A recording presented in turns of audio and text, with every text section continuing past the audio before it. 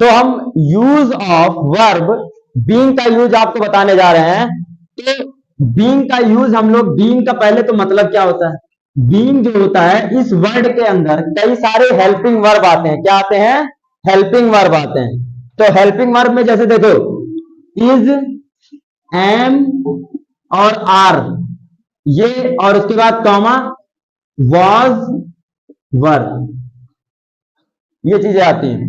तो बीइंग के अंदर आएगा is, am, are, was and were, इतनी चीजें आएंगी।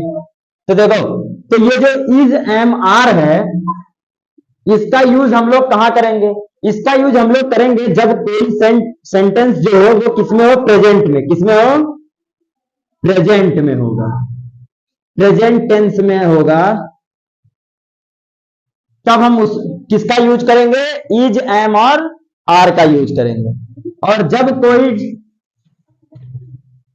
सेंटेंस अगर पास्ट में हो, किसमें हो? पास्ट टेंस में, तो हम वहां पे किसका यूज करेंगे? तो हम वहां पे वाज और वर का यूज करेंगे। ठीक है, इधर ध्यान दो बच्चे। तो जैसे कि अगर हम आपको एक यहाँ पे ट्रांसलेशन दे देते हैं, अब जैसे समझो, आशीष पढ़ रहा है। ठीक है, तो ये किसमें हो रहा है? ये प्रेजेंट में है कि पास्ट में है? बताओ जरा हमको। है? हाँ, प्रेजेंट में है, क्योंकि देखो प्रेजेंट में अगर कोई चीज हो रही है तो उसके लास्ट में जानते हो है वर्ड आ जाएगा। क्या आएगा? है। तो जैसे देखो ये है आ गया कि नहीं आ गया? तो इसका मतलब ये किसमें है? प्रेजेंट में है। तो यानी आशीष पढ़ रहा है, तो इसका मतलब अब इसमें हेल्पिंग वर्ब ये वाली यूज करेंगे क्या? तब कौन सी यूज करेंगे? इज, एम और आर यूज करेंगे। इन तीनों में से कोई एक चीज का यूज हम करेंगे। तो जैसे अब यहां पे देखो, पहले तो हम जब इसका ट्रांसलेट करेंगे क्या लिखेंगे? आशीष।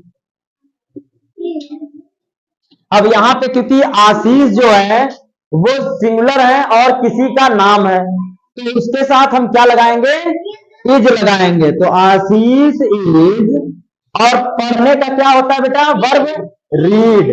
और क्योंकि रहा है तो आईएनजी लग जाएगा, तो आशीष रीडिंग। रीडिंग, और क्योंकि बुक यहां है नहीं, किताब नहीं पढ़ रही है, नहीं बताया गया कि किताब पढ़ रहा है, तो इसीलिए हम क्या लिखेंगे? आशीष इज रीडिंग। वो आशीष जो है वो क्या कर रहा है? वो पढ़ रहा है। ठीक है, इसी तरह से अब उसके बाद अगर हम दूसरा एक देते हैं, जैसे मान लो हम एक दूसरा सेंटेंस आपको दे देते हैं, वह एक नर्स है। तो अब मुझे इसका ट्रांसलेट करके दिखाओ जरा। करो भाई सब लोग। अब ये जितना है वो नोट कर लो पहले।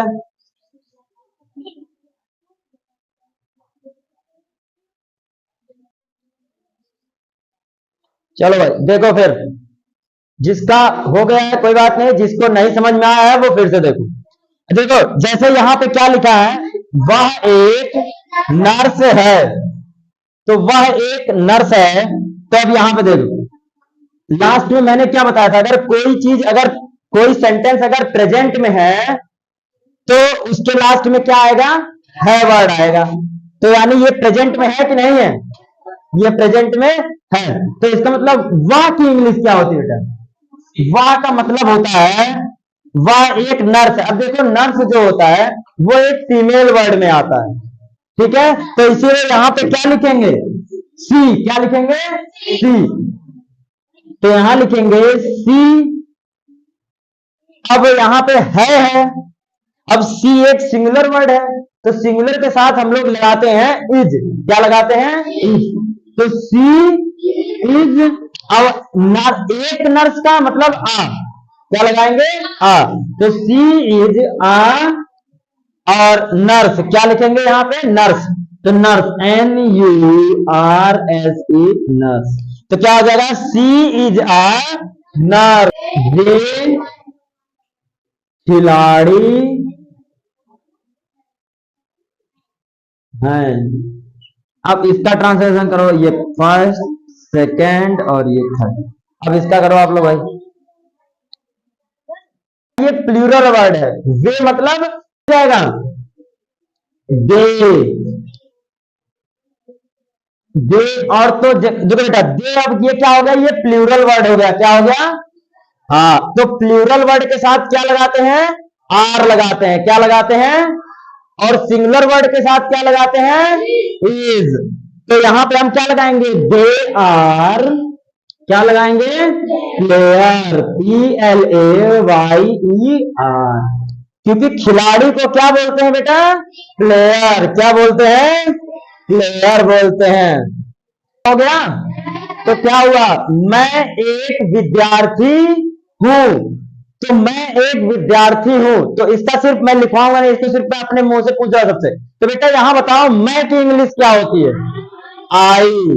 और यू लास्ट में क्या आ रहा है? हूं, यानी है वर्ड, हाँ वर्ड आ रहा है कि नहीं आ रहा है? तो इसका मतलब ये क्या है? प्रेजेंट में है ना? तो प्रेजेंट में है तो इन्हीं तीनों में से कुछ लगेगा। अगर सिंगुलर होता तो इज लगता, प्लूरल होता तो आर लगता। और लेकिन यहाँ पे वर्ड कौन सा आ गया है? आई। और आई के साथ हमेशा क्या यूज होता है बेटा? एम यूज होता है। तो आई एम, तो क्या हो जाएगा? आई एम स्टूडेंट की आ स्टूडेंट। हाँ, क्योंकि वहां उसने लिखा है एक विद्यार्थी हूं, तो आई एम अ स्टूडेंट। बोलो नहीं। चलो, तो अब मैंने इतना बताया। अब जैसे मैं एक दो और बता दे रहा हूं। जैसे मैंने ट्रांसलेशन जैसे अभी बताया कि हम हैं, इसका ट्रांसलेशन करना होगा तो हम कैसे करेंगे? क्योंकि इसके लास्ट में है आ रहा है, तो इसका मतलब ये क्या है? प्रेजेंट में है। तो और उसके बाद हम की इंग्लिश होती है वी। और वी ये एक प्लूरल वर्ड है। क्या है ये? Plural word. तो प्लूरल के साथ हमेशा क्या लगता है? आर। तो वी आर। तो ये बेटा सेंटेंस अब समझ में आया आपको कि नहीं आया? समझ गए ना? हाँ, तो अब इसी तरह से अब आगे नेक्स्ट बताने जा रहे हैं। नोट हो गया सबका अच्छे से? में पास्ट में, तो पास्ट के लिए, पास्ट मतलब जैसे जो बीत गई हो बात। जैसे वह कल स्कूल गया था, तो लास्ट में क्या गया? था। और यहां पे देखो, वाज और वर का यूज करने के लिए हम कहते हैं, मैंने यहां लिखा मैं, यहां पे हो जाएगा जैसे मैं चोर था। जैसे ये सेंटेंस है, जैसे ये सेंटेंस हो गया मैं चोर था, ठीक है? तो देखो यहां पे क्या आया? लास्ट में था, तो पास्ट में हो गया, ठीक? तो इसके लिए मैं की जगह हम क्या यूज करेंगे? आई। मैं की जगह आई का यूज करेंगे। तो यहां आ जाएगा आई। मैं की जगह हम आई का यूज करेंगे। और आई वाज, तो देखो जैसे कि अब मैं चोर था, तो यहां पे क्या हो जाएगा? I was thief. क्या हो जाएगा? फिर THIEF, यही है ना? मैं चोर था, आई वाज थीफ।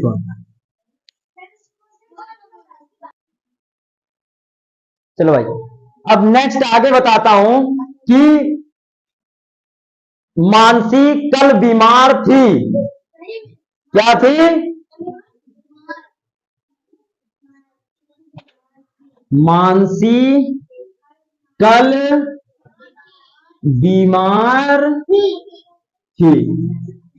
तो देखो बेटा, अब यहां लास्ट में था वर्ड आ गया कि नहीं आ गया?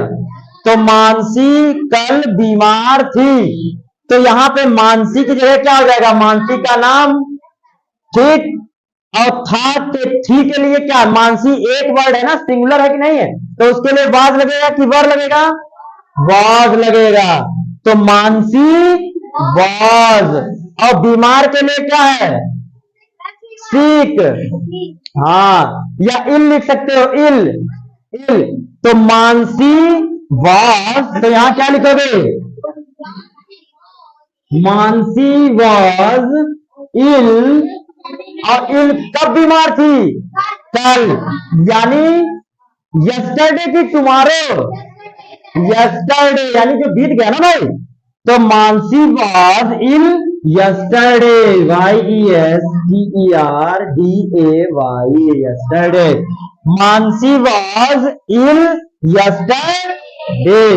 तो अब दूसरा, उसके बाद एक और सेंटेंस आपको। चलो अब नेक्स्ट हम बताते हैं। नेक्स्ट है यहां पर वे कल अनुपस्थित थे।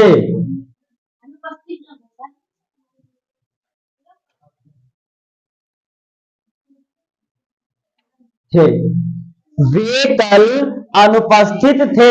बेटा अनुपस्थित का मतलब होता है अब्सेंट। क्या होता है? अब्सेंट। तो वे कल अनुपस्थित थे। तो जैसे देखो लास्ट में क्या आ गया? था वर्ड आया कि नहीं आया? तो था का मतलब ये पास्ट की बात हो रही है, और पास्ट में क्या आ रहा है? वाज और वर आ रहा है। तो अब यहां पे समझो बेटा। अब ये बताओ मुझे कि वे सिंगुलर है कि प्लूरल है? प्लूरल वर्ड है। तो प्लूरल के साथ क्या लगेगा बेटा? वाज या वेर? वर लगेगा। तो वे की क्या इंग्लिश होती है बेटा? वे की क्या होती है? दे। वे की हो जाती है दे। तो यहां हो जाएगा दे, और थे के लिए क्या लग जाएगा? वर, क्योंकि दे क्या है? ये प्लूरल वर्ड है। तो देवर अब्सेंट। क्या हो जाएगा? अब्सेंट। देवर अब्सेंट मतलब अनुपस्थित। और कब अनुपस्थित थे? कल थे, यानी यस्टरडे। यस्टरडे। ठीक है, तो ये नोट कर लो बच्चे। अब यही सबका होमवर्क है कल।